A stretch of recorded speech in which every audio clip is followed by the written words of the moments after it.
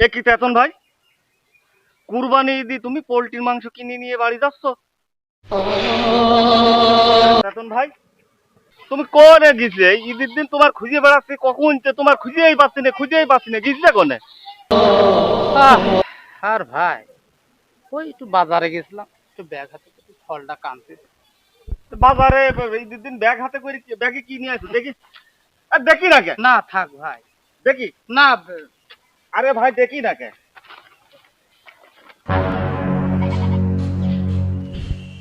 এ কি তেতন ভাই, কুরবানি ঈদি তুমি পোল্ট্রির মাংস কিনে নিয়ে বাড়ি যাচ্ছ? কুরবানি ঈদি কেউ পোল্ট্রির মাংস খায়?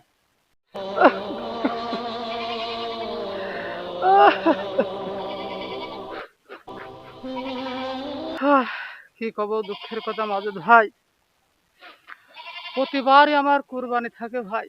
সেটাই তো দেখি, তুমি প্রতিবারই কুরবানি দাও। এবার ব্যবসা বাণিজ্য খুব খারাপ হয়েছে, কুরবানিটা দিতে পারিনি। আমার একটু কাটা সোয়াল,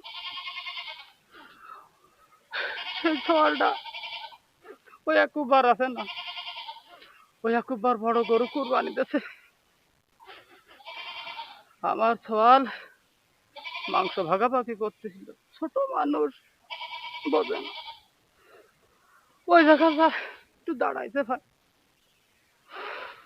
আবার সোয়ালটা তো একটু ভালো জায়গা দূরে থাক, দূর দূর করে তাড়া দিল ভাই।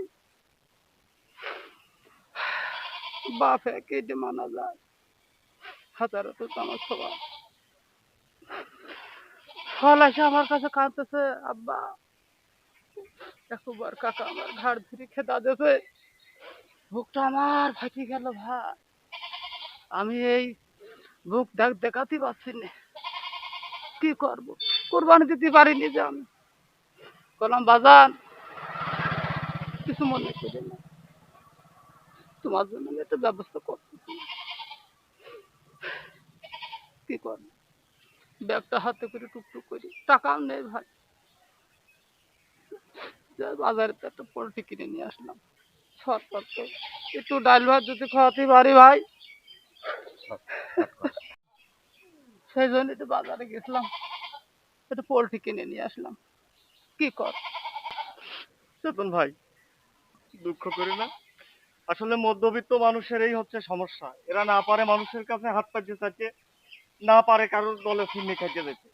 যাই হোক, আমি একটা কুরবানি দিচ্ছি ভাই, তা আমি তোমার কথাটা মনে রাখিস, যে আমার চেতন বাড়ির পাশে ও আছে, ওর একটু মাংস দেবো ভাই, এই জন্য আমি